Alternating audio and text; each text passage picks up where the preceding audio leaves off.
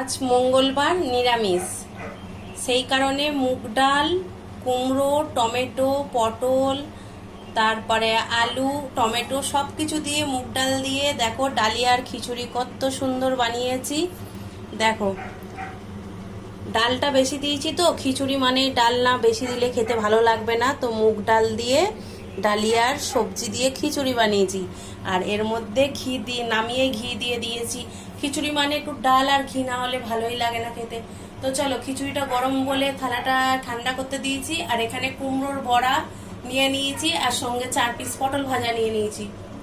দেখেছো, এক থালা নিয়ে নিয়েছি। তো এক থালা না হলে মন ভরে না। কে কে আমার মতো খেতে ভালোবাসো অবশ্যই কমেন্ট করো। তো খিচুড়ি কে কে খেতে ভালোবাসো ডালিয়ার কমেন্টে জানাবে, ঠিক আছে?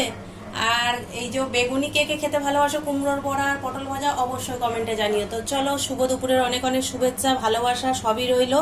আর আমার মেয়ের আজকে আবার আমাদের এখানে ডান্স প্রতিযোগিতা আছে, প্রতিযোগিতা না মানে ফাংশন আছে, যাই হোক, তো সেখানে নিয়ে যেতে হবে। তো চলো খেয়ে দিয়ে রেডি হব, ঝটপট খেয়ে নিই। টাটা বন্ধুরা, শুভ দুপুর, তোমরা খেয়ে নাও।